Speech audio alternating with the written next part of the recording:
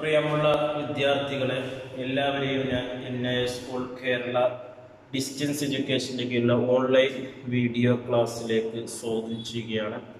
ഇന്ന് ഞാൻ നിങ്ങൾക്ക് മുമ്പിൽ പ്രസന്റ് ചെയ്യുന്നത് NIS +2 പൊളിറ്റിക്കൽ സയൻസിന്റെ 10ാമത്തെ ചാപ്റ്ററാണ്. യൂണിയൻ എക്സിക്യൂട്ടീവ് എന്ന് പറയുന്ന അധ്യായമാണ്.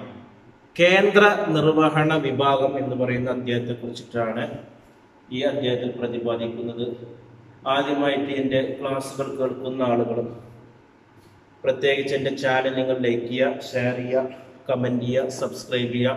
അതുപോലെ തന്നെ NISന്റെ SSLC +2 അഡ്മിഷൻ കേരളത്തിലെ 14 ജില്ലകളിലും അതിൻ്റെ അഡ്മിഷനും ക്ലാസ്സുകൾ, ഗൈഡുകൾ, എല്ലാ വിഷയത്തിൻ്റെയും മലയാളത്തിൻ്റെ ഗൈഡുകൾ, അതേപോലെ തന്നെ വിവിധ യൂണിവേഴ്സിറ്റികൾ ഡിഗ്രി PG രജിസ്ട്രേഷൻ വർക്കുകൾ, ഇതെല്ലാം നിങ്ങളുടെ ജില്ലയിൽ തന്നെ എക്സാം സെന്റർ അലോട്ട് ചെയ്ത് നമ്മൾ അതിൻ്റെ അഡ്മിഷൻ നടത്തി കൊടുക്കുന്നുണ്ട്. കൂടുതൽ വിവരങ്ങൾക്ക് എൻ്റെ വാട്സപ്പ് നമ്പറുമായി ബന്ധപ്പെടുക. എൻ്റെ പ്രിയമുള്ള വിദ്യാർത്ഥികളെ, നമ്മുടെ വിഷയം എന്ന് പറയുന്നത് യൂണിയൻ എക്സിക്യൂട്ടീവാണ്, കേന്ദ്രകാര്യ നിർവഹണ വിഭാഗമാണ്.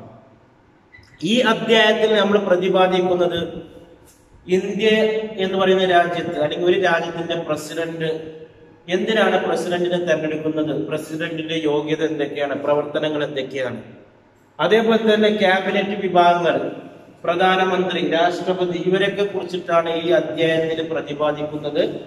ഇതുമായി ബന്ധപ്പെട്ട ക്വസ്റ്റ്യനും ആൻസറും ആണ് ഞാൻ നിങ്ങൾക്ക് മുമ്പിൽ പ്രസന്റ് ചെയ്യുന്നത്. എക്സാം ഓറിയന്റഡ് ആയിട്ടുള്ള ഗൈഡ് വെച്ചിട്ടുള്ള ക്ലാസ്സുകളാണ്. ക്വസ്റ്റ്യൻസ് നമ്മൾ ഇംഗ്ലീഷിലും മലയാളത്തിലും എക്സ്പ്ലെയിൻ ചെയ്യും, ആൻസർ മലയാളത്തിലാണ്. അപ്പൊ ആദ്യം നമ്മൾ ഇതിൽ വരുന്ന ക്വസ്റ്റ്യൻസ് ഇന്ത്യൻ പ്രസിഡന്റിനെ കുറിച്ചിട്ടാണ്. നമ്മുടെ രാജ്യം ഇന്ത്യയാണ്, അപ്പൊ നമുക്ക് ഇന്ത്യൻ പ്രസിഡന്റിനെ കുറിച്ചിട്ടാണ് നമ്മൾ ഈ ഫസ്റ്റ് ഭാഗത്തിൽ പ്രതിപാദിക്കുന്നത്. അതിൽ first questions, what are the qualification for the office of the president of the India? What are the qualification for the office of the president of India? Indian പ്രസിഡന്റിന്റെ ഓഫീസ് കാലാവധി എത്രയാണ്? എത്ര കാലത്തേക്കാണ് ഇന്ത്യൻ പ്രസിഡന്റ് തെരഞ്ഞെടുപ്പ്? നമുക്കറിയാം വിവിധ രാജ്യങ്ങളിലെ പ്രസിഡന്റുമാരുണ്ട്, അതേപോലെ തന്നെ പ്രസിഡന്റ് അവിടെ മെയിൻ ഭരണം നടത്തുന്ന ആളുകളുണ്ട്. അപ്പൊ ഇന്ത്യ എന്ന് പറയുന്ന രാജ്യത്ത് നമ്മൾ പ്രസിഡന്റിനെ തെരഞ്ഞെടുക്കുന്നുണ്ട്. ഒരു രാജ്യത്തിന് ഒരു പ്രസിഡന്റ് എന്ന രാജ്യം, ഒരു രാജ്യത്തിന്റെ പ്രഥമ പൗരനാണ് പ്രസിഡന്റ് എന്ന് പറയുന്നത്. കേന്ദ്ര ഗവൺമെന്റിന്റെ പൂർണ്ണമായ നിർവഹണത്തിനുള്ള അധികാരം ഔപചാരികപരമായി പ്രസിഡന്റിൽ നിക്ഷിപ്തമാണ്. പ്രസിഡന്റ് സ്ഥാനത്തേക്ക് മത്സരിക്കുന്ന ഒരു സ്ഥാനാർത്ഥിക്ക് ചില യോഗ്യതകളുണ്ട്. എല്ലാവർക്കും പ്രസിഡന്റ് ആകാൻ പറ്റില്ല, എല്ലാവർക്കും പ്രധാനമന്ത്രിയാകാൻ പറ്റില്ല.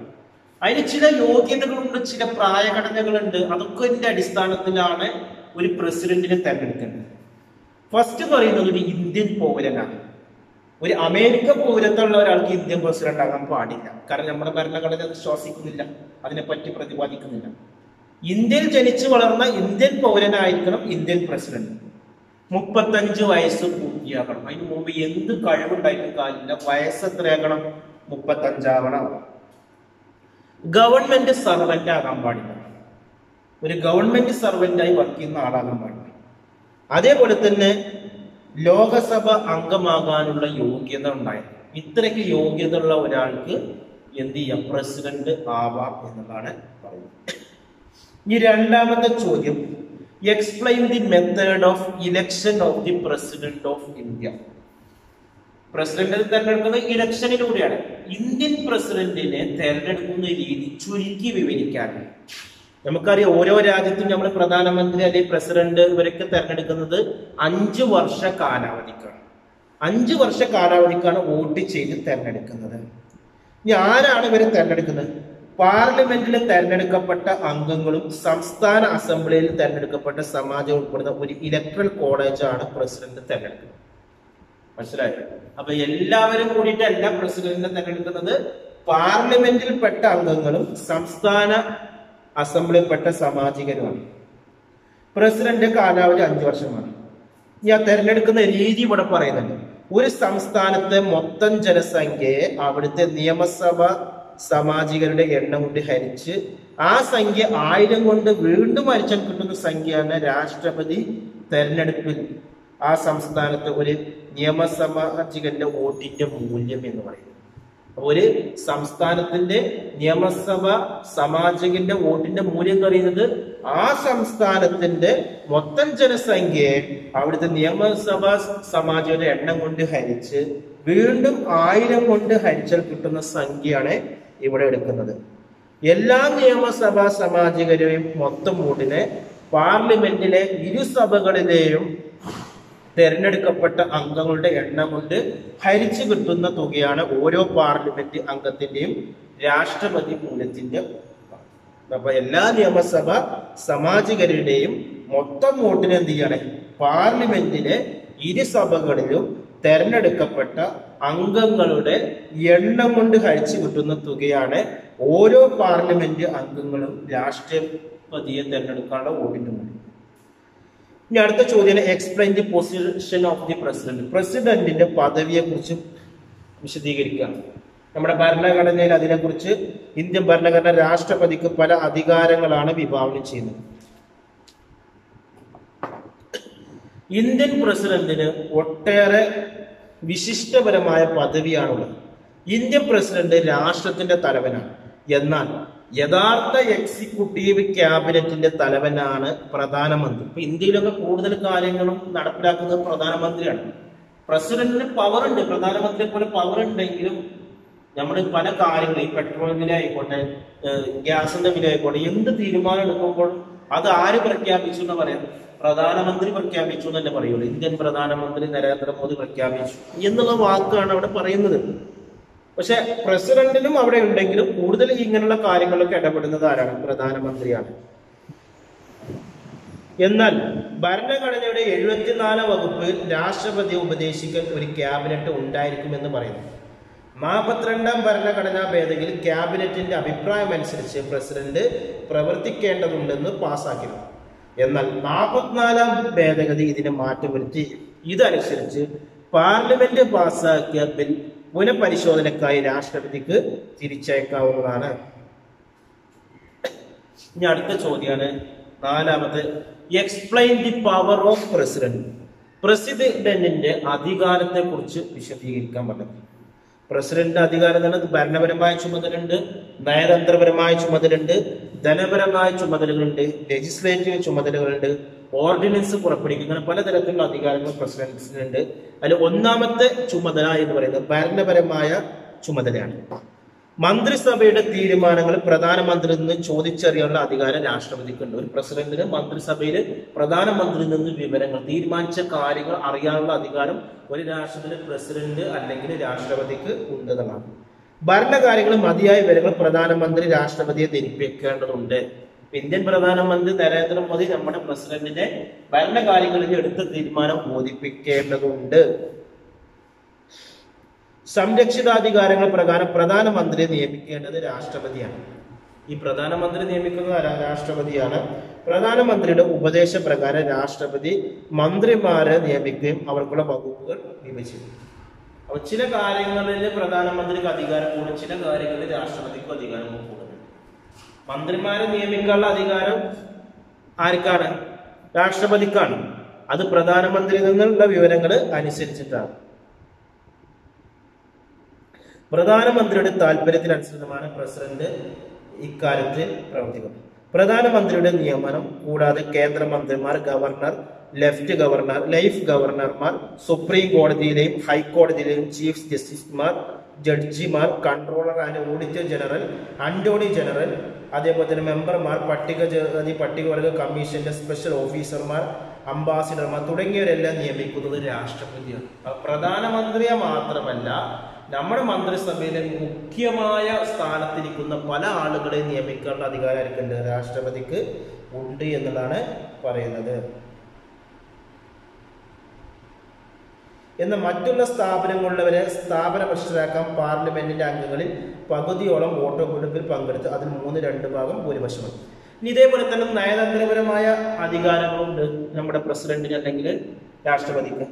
വിദേശ രാഷ്ട്രങ്ങളിൽ അംബാസിഡർമാരെ നിയമിക്കുന്നതിനും നയതന്ത്ര പ്രതിനിധികളെ നിയമിക്കുന്നതിനും രാഷ്ട്രപതിക്ക് അധികാരം ഉണ്ട്. വിദേശ രാജ്യങ്ങളിലൊക്കെ അംബാസിഡർമാരെ നിയമിക്കുന്നത് രാഷ്ട്രപതി അല്ലെങ്കിൽ പ്രസിഡന്റാണ്.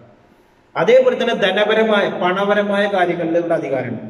ലോകസഭയിൽ ബഡ്ജറ്റ് അവതരിപ്പിക്കുന്നത് രാഷ്ട്രപതിയുടെ നിർദ്ദേശപ്രകാരമാണ്. ഒരു ധനകാര്യ ബില്ലോ ഗ്രാന്റിനുള്ള അപേക്ഷയോ രാഷ്ട്രപതിയുടെ മുൻകൂട്ടിയുള്ള അനുമതി കൂടാതെ അവതരിപ്പിക്കാൻ പാടില്ല. അപ്പൊ അപ്രതീക്ഷിതമായ ഏതെങ്കിലും ചെലവുകൾ വന്നാൽ അതിന് നീക്കി വെച്ചിട്ടുള്ള കണ്ടിജൻസി ഫണ്ട് ഓഫ് ഇന്ത്യ എന്ന ഫണ്ടിൽ നിന്ന് തുക അനുവദിക്കുന്നതാരാണ്? രാഷ്ട്രപതിയാണ്. അതേപോലെ തന്നെ ലെജിസ്ലേറ്റീവ് അധികാരമുണ്ട്. രാഷ്ട്രപതിയും പാർലമെന്റും ചേർന്നാണ് കേന്ദ്രത്തിലെ നിയമനിർമ്മാണ സഭ എന്ന ഭരണഘടന അനുശാസിക്കുന്നത്. രാഷ്ട്രപതിക്കുള്ള നിയമനിർമ്മാണ അധികാരങ്ങളുണ്ട്.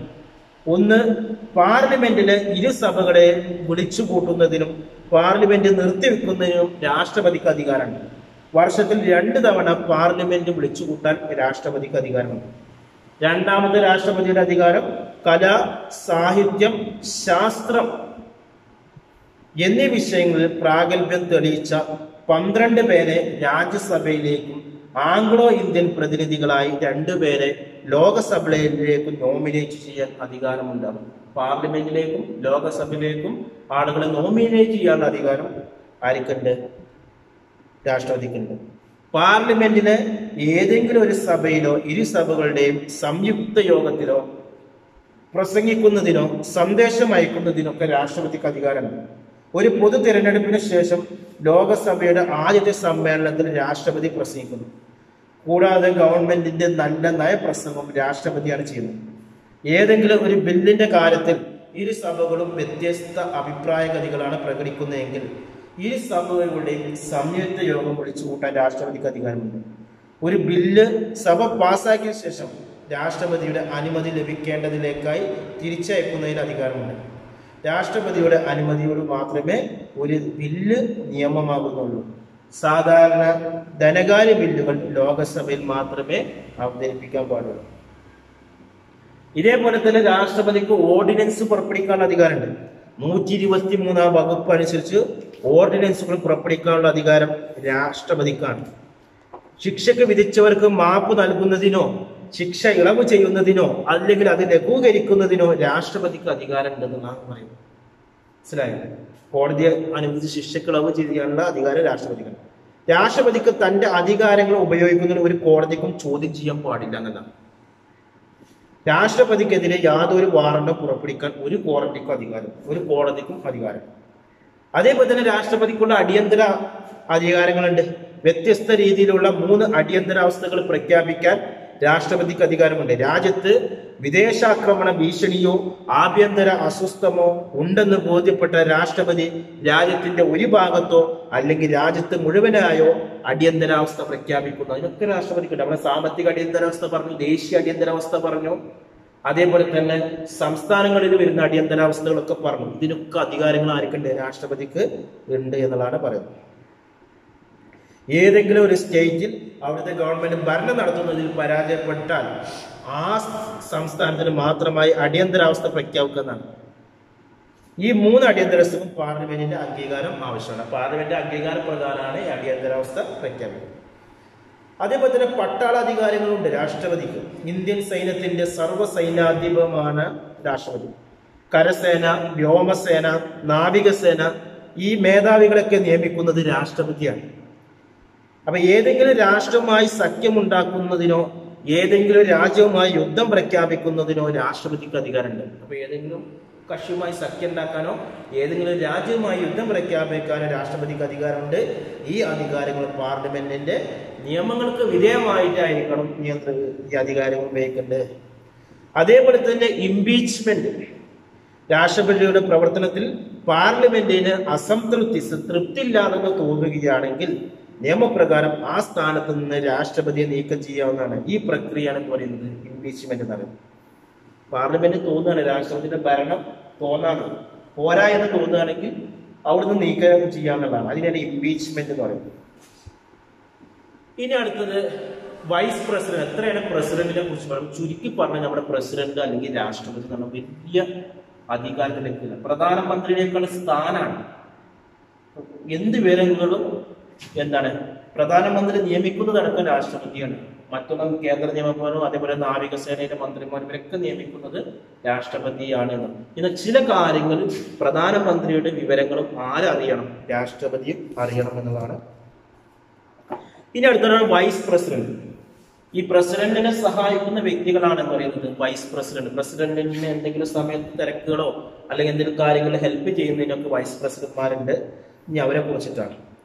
Describe the functions of vice president of India. Functions എന്നാണ് ധർമ്മങ്ങൾ. ഇന്ത്യയിലെ വൈസ് പ്രസിഡന്റിന്റെ ധർമ്മങ്ങൾ എന്തൊക്കെയാണ്? ഉത്തരം, ഭരണഘടനാ പ്രകാരം നമുക്കൊരു വൈസ് പ്രസിഡന്റ് ഉണ്ട്. പാർലമെന്റിലെ ഇരു സഭകളിലെയും അംഗങ്ങൾ വൈസ് പ്രസിഡന്റിനെ തെരഞ്ഞെടുക്കും. ഈ സ്ഥാനത്തേക്ക് മത്സരിക്കുന്ന വ്യക്തി 35 വയസ്സ്, പ്രസിഡന്റിനെ പോലെ തന്നെ 35 വയസ്സ് പൂർത്തിയാകും. ഇന്ത്യൻ പൗരനായിരിക്കണം. രാജ്യസഭയിൽ അംഗമായിരിക്കാനുള്ള യോഗ്യത ഉണ്ട്. പ്രസിഡന്റിന് അങ്ങനെയല്ല, ലോകസഭയിൽ അംഗമാകാനുള്ള യോഗ്യത പ്രസിഡന്റിനുമാണ്. വൈസ് പ്രസിഡന്റിന് എന്ത് യോഗ്യത മതി? രാജ്യസഭയിൽ അംഗമാകാനുള്ള യോഗ്യത ഉണ്ടായിരിക്കണം. വൈസ് പ്രസിഡന്റ് കാലാവധി പ്രസിഡന്റ് ഒരു 5 വർഷമാണ്. ഔദ്യോഗികമായി അദ്ദേഹം രാജ്യസഭയുടെ ചെയർമാനുമാണ്. രാജ്യത്തിൽ പ്രസിഡന്റിന്റെ അഭാവത്തിൽ വൈസ് പ്രസിഡന്റ് ആകുക. പ്രസിഡന്റ് എന്തെങ്കിലുമൊക്കെ തിരക്കിൽ പോയി അല്ലെങ്കിൽ വിദേശ യാത്ര പോയി ആ സമയത്തൊക്കെ എന്ത് ചെയ്യാം? വൈസ് പ്രസിഡന്റ് ഭരണത്തിൽ തുടരാം എന്നുള്ളതാണ് പറയുന്നത്. പ്രസിഡന്റിന് ഔദ്യോഗിക പ്രവർത്തനം ഏർപ്പെടുന്നതാണ്. പ്രസിഡന്റിന്റെ രാജി, മരണം അഥവാ കുറ്റവിചാരം എന്നിവയിൽ പ്രസിഡന്റ് സ്ഥാനം ഒഴിവരുമ്പോൾ 6 മാസക്കാലം വൈസ് പ്രസിഡന്റ് പ്രസിഡന്റാണ്. അപ്പൊ പ്രസിഡന്റിനെതിരെ പ്രസിഡന്റ് മരിച്ചുപോയി, അടുത്ത ഇലക്ഷൻ വരുന്നത് വരെ പുതിയ പ്രസിഡന്റ് തെരഞ്ഞെടുക്കുന്നത് വരെ വൈസ് പ്രസിഡന്റിന് പ്രസിഡന്റായി തുടരാം. അല്ലെങ്കിൽ പ്രസിഡന്റിനെതിരെ എന്തെങ്കിലും കേസുകളോ കുറ്റങ്ങളോ വരുമ്പോൾ, ഭരണം നിർവഹിക്കാൻ പ്രയാസം വരുമ്പോൾ ആ സ്ഥാനത്ത് നിന്നിരുന്ന് വൈസ് പ്രസിഡന്റിന് പ്രസിഡന്റായി തുടരാവുന്നതാണ്. ഇനി അടുത്താണ് പ്രൈം മിനിസ്റ്റർ എന്ന് പറയുന്നത്. പ്രധാനമന്ത്രിയെ കുറിച്ചിട്ടാണ്. ഫസ്റ്റ് ചോദ്യം, how is the prime minister of India? അപ്പോൾ ഇന്ത്യൻ പ്രധാനമന്ത്രി നിയമിക്കുന്നത് എങ്ങനെയാണ്? ലോകസഭയിലെ ഭൂരിപക്ഷ കക്ഷിയുടെ തലവനെയാണ് പ്രധാനമന്ത്രിയായി പ്രസിഡന്റാണ് നിയമിക്കുന്നത്. പ്രധാനമന്ത്രിയുടെ ശുപാർശ പ്രകാരം മറ്റു മന്ത്രിമാരെയാണ് പ്രസിഡന്റ് നിയമിക്കുന്നത്. ഇനി എന്തൊക്കെയാണ് പ്രധാനമന്ത്രിയുടെ ഫങ്ഷൻസ് ആൻഡ് പവർ? ധർമ്മങ്ങളും അധികാരങ്ങളും എന്തൊക്കെയാണ്? കേന്ദ്ര മന്ത്രിസഭയിലെയും ഗവൺമെന്റിന്റെയും അധികാര കേന്ദ്രമാണ് പ്രധാനമന്ത്രി. മന്ത്രിസഭാംഗങ്ങളെ തെരഞ്ഞെടുക്കുന്നതും അവർക്ക് വകുപ്പുകൾ വിഭജിച്ചു നൽകുന്നതും പ്രധാനമന്ത്രിയാണ്. കേന്ദ്ര മന്ത്രിസഭയിലെ മന്ത്രിമാരുടെ പ്രവർത്തനങ്ങൾ തൃപ്തികരമല്ലെങ്കിൽ അവർക്ക് വകുപ്പുകൾ മാറ്റിക്കുന്നതും, മറ്റുള്ള മന്ത്രിമാരെ തെരഞ്ഞെടുക്കുന്നതൊക്കെ പ്രധാനമന്ത്രിയാണ്. അവർക്ക് വകുപ്പുകൾ നൽകുന്നതും വകുപ്പുകളിൽ മാറ്റം വരുത്തുന്നതൊക്കെ പ്രധാനമന്ത്രിയാണ്. അവരുടെ രാജി ആവശ്യപ്പെടാനും പ്രധാനമന്ത്രിക്ക് അധികാരമുണ്ട്. കേന്ദ്ര മന്ത്രിസഭയും പ്രസിഡന്റുമാരുടെ ലിങ്കായി പ്രവർത്തിക്കുന്നവരാണ് പ്രധാനമന്ത്രി. കേന്ദ്ര മന്ത്രിസഭയിലെ മുതിർന്ന അംഗങ്ങളെ കൂട്ടി ക്യാബിനറ്റ് രൂപീകരിക്കുന്നു അറിയിക്കുന്നു. പ്രധാനമന്ത്രിയുടെ അനുവാദം കൂടാതെ ഒരു മന്ത്രിമാർക്കും പ്രസിഡന്റിനെ നേരിട്ട് സന്ദർശിക്കാൻ പാടില്ല. അപ്പൊ ഒരു മന്ത്രിക്ക് പ്രസിഡന്റിനെ കാണണമെങ്കിൽ ആരനുമതി വേണം? പ്രധാനമന്ത്രിയുടെ അനുമതി വേണമെന്നുള്ളതാണ്. പ്രധാനമന്ത്രിയുടെ നിർദ്ദേശം അനുസരിച്ചാണ് പ്രസിഡന്റ് ലോകസഭ സമ്മേളനം വിളിച്ചുകൂട്ടുന്നത്. പ്രധാനമന്ത്രി ലോകസഭയുടെ നേതാവ് മാത്രമല്ല, രാജ്യത്തിന്റെയും നേതാവാണ് പ്രധാനമന്ത്രി. ഇനി അടുത്താണ് ക്യാബിനറ്റ് മന്ത്രിസഭയെ കുറിച്ചിട്ട് എക്സ്പ്ലെയിൻ ചെയ്യണം. Explain the rule of cabinet ആണ്. ക്യാബിനറ്റ് മന്ത്രിസഭയെ കുറിച്ചിട്ട് വിശദീകരിക്കാൻ പറയുന്നത്. ഭരണഘടനാ കേന്ദ്രമായിട്ടുള്ള ഒരു വിഭാഗം മുതിർന്ന മന്ത്രിമാരുടെ അനൗദ്യോഗിക ഘടകമാണ് ക്യാബിനറ്റ്. സുപ്രധാന ഗവൺമെന്റ് തീരുമാനങ്ങൾ എടുക്കുന്നത് ക്യാബിനറ്റാണ്. ക്യാബിനറ്റ് പ്രാധാന്യമേറിയ നിയമനിർമ്മാണ പ്രവർത്തനമാണ്. പാർലമെന്റ് സമ്മേളനം നടത്തുന്നതിനെയും അത് നീട്ടിവെക്കുന്നതിന്റെയും തീയതികൾ നിശ്ചയിക്കുന്നത് ക്യാബിനറ്റാണ്. പ്രസിഡന്റിനോട് ഓർഡിനൻസ് പുറപ്പെടുവിക്കാൻ ക്യാബിനറ്റ് ശുപാർശ ചെയ്യുന്നു. ഇതിന്റെ ഭരണപരമായ പ്രവർത്തനങ്ങളാണ് ദേശീയ നയ രൂപീകരണം. എല്ലാ മന്ത്രിമാരുടെയും അഭിപ്രായങ്ങൾ ക്രോഡീകരിച്ചാണ് ക്യാബിനറ്റിലെ ചർച്ചകൾ വെളിച്ചത്തിലാണെന്ന് ധനകാര്യമന്ത്രി വാർഷിക ബഡ്ജറ്റ് പറയുന്നത്. ക്യാബിനറ്റാണ് ഗവൺമെന്റിന്റെ വിദേശ നയത്തെ തീരുമാനിക്കുന്നത്. അന്തർദേശീയ കരാറുകളും മറ്റും അംഗീകരിക്കുക, വിവിധ രാജ്യങ്ങൾക്കുള്ള അംബാസഡർമാരെ നിയമത്തിൽ കൊണ്ടുവരിക, ഇതൊക്കെയാണ് ക്യാബിനറ്റിന്റെ പ്രവർത്തനം വരുന്നത്.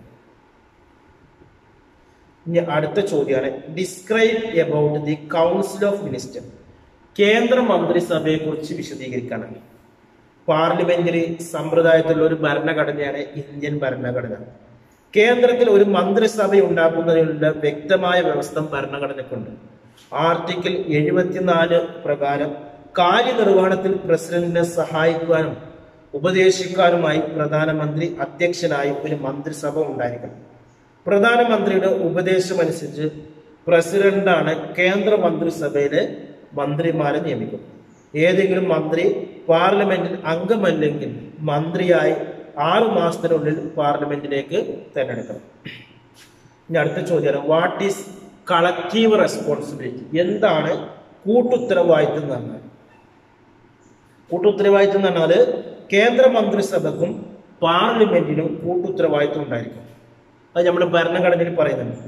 പാർലമെന്ററി ഭരണ സമ്പ്രദായത്തിന്റെ ഏറ്റവും പ്രധാനപ്പെട്ട സവിശേഷതയാണ് കൂട്ടുത്തരവാദിത്വം. ഓരോ മന്ത്രിസഭയും അവരുടെ വകുപ്പുകൾ, തീരുമാനങ്ങളും പ്രവർത്തനങ്ങളിലും ഉത്തരവാദിത്വം ഉണ്ടായിരിക്കും. പ്രവർത്തനം തൃപ്തികരമല്ല എന്ന് തോന്നിയാൽ മന്ത്രിസഭയെ പുറത്താക്കാനുള്ള അധികാരം ലോകസഭയ്ക്കുണ്ട്. ഓരോ വകുപ്പുകളിലെയും പ്രവർത്തനം സംബന്ധിച്ച് അത് മന്ത്രിമാർക്ക് ഉത്തരവാദിത്തമുണ്ട്. ഇനി അടുത്ത ചോദ്യമാണ്, define the difference between cabinet and council of minister. കേന്ദ്ര മന്ത്രിസഭയും ക്യാബിനറ്റ് മന്ത്രിസഭയും തമ്മിലുള്ള വ്യത്യാസം എന്തൊക്കെയാണ്? ക്യാബിനറ്റിൽ വിവിധ വകുപ്പുകളുടെ ചുമതലയുള്ള മുതിർന്ന മന്ത്രിമാർ മാത്രമാണ് ക്യാബിനറ്റിൽ ഉണ്ടാകുക. മന്ത്രിസഭയിലാകട്ടെ എല്ലാ മന്ത്രിമാരും ഉൾപ്പെടും. മൊത്തം മന്ത്രിമാരുടെ പേരിലാണ് ക്യാബിനറ്റ് പ്രവർത്തിക്കുന്നത്. ഒരു മന്ത്രി ആ സ്ഥാനത്തേക്ക് അധികാരം ഏൽക്കുമ്പോൾ പ്രസിഡന്റ് സത്യവാചകം ചൊല്ലിക്കൊടുക്കാനുള്ള അധികാരം പ്രസിഡന്റിനുണ്ട്. മന്ത്രിമാരുടെ ശമ്പളവും അലവൻസൊക്കെ നിശ്ചയിക്കപ്പെടുന്ന പാർലമെന്റാണ്. സാധാരണഗതിയിൽ എല്ലാ മന്ത്രിമാർക്കും ഓരോ വകുപ്പ് നൽകിയിട്ടുണ്ട്. ചിലപ്പോൾ വകുപ്പില്ലാ മന്ത്രിമാരും ഉണ്ടാകാറുണ്ട്. ലാസ്റ്റ് ചോദ്യമാണ്, explain the responsibilities of council of minister. കേന്ദ്ര മന്ത്രിസഭയുടെ ഉത്തരവാദിത്തങ്ങളെ കുറിച്ച് വിശദീകരിക്കാനാണ്. രാജ്യഭരണമാണ് കേന്ദ്ര മന്ത്രിസഭയുടെ പ്രധാന ചുമതല. രാജ്യത്ത് പൂർണ്ണ സമാധാനം ഉറപ്പുവരുത്തേണ്ടത് മന്ത്രിസഭയുടെ ചുമതലയാണ്. വിദേശാക്രമണങ്ങൾ തടഞ്ഞ് അതിർത്തികൾ സംരക്ഷിക്കുന്നതിന് കേന്ദ്ര മന്ത്രിസഭയ്ക്ക് ജാഗ്രതയായിരിക്കേണ്ടതുണ്ട്. വിദേശ രാജ്യങ്ങളുമായിട്ടുള്ള നയതന്ത്ര ബന്ധങ്ങൾ പുലർത്തുവാൻ കേന്ദ്ര മന്ത്രിസഭയ്ക്ക് ചുമതലയുണ്ട്. ജനങ്ങളുടെ സാമൂഹികവും സാമ്പത്തികവുമായ ക്ഷേമം വളർത്താൻ മന്ത്രിസഭ ശ്രദ്ധിക്കണം. ദേശീയ നയം നിശ്ചയിക്കുക, വിവിധ വകുപ്പുകൾ തമ്മിൽ ഏകോപനം ഉണ്ടാക്കുക, ബില്ലുകളും ഓർഡിനൻസുകളും തയ്യാറാക്കുക, നിയമനിർമ്മാണം നടപ്പിലാക്കുക എന്നിവ മന്ത്രിസഭയുടെ ചുമതലപ്പെട്ടാണ്. ദേശീയ ആസൂത്രണം, രാജ്യരക്ഷാ നയം, വ്യാപാരം, വാണിജ്യം എന്നീ നയങ്ങളൊക്കെ എടുക്കുന്നത് ആരാണ്? കേന്ദ്രമന്ത്രി സഭയാണ്. ഇത്രയാണ് നമുക്ക് ഈ ചാപ്റ്ററിൽ വരുന്നത്. ഇനി ഇതുമായി ബന്ധപ്പെട്ട് എന്തെങ്കിലും സംശയങ്ങൾ ഉണ്ടെങ്കിൽ എൻ്റെ വാട്സപ്പ് നമ്പറുമായി ബന്ധപ്പെടുക. അതേപോലെ തന്നെ നിങ്ങൾക്ക് അഡ്മിഷൻ ഏതെങ്കിലും ആവശ്യമുണ്ടെങ്കിൽ നമ്മുടെ ക്ലാസ്സുകൾ എല്ലാ വിഷയത്തിലും ഉണ്ടാവും. SSLC +2 വളരെ കുറഞ്ഞ ഫീസിൽ കേരളത്തിൽ അതിന്റെ രജിസ്ട്രേഷൻ, പുസ്തകങ്ങൾ, ഗൈഡ്, അതുപോലെ നിങ്ങൾ അസൈൻമെന്റ്, പ്രാക്ടിക്കൽ വർക്കുകളൊക്കെ നിങ്ങൾക്ക് സോൾവ് ചെയ്തു തരുന്നുണ്ട്. വളരെ കുറഞ്ഞ ഫീസിൽ നിങ്ങളുടെ ജില്ലയിൽ തന്നെ എക്സാം അലോട്ട് ചെയ്തിട്ട് അതിന്റെ കാര്യങ്ങൾ ചെയ്തു തരുന്നുണ്ട്. കൂടുതൽ വിവരങ്ങൾക്ക് എൻ്റെ വാട്സപ്പ് നമ്പറായ 9037114679 എന്ന് പറയുന്ന നമ്പറുമായി ബന്ധപ്പെടുക. Thank you.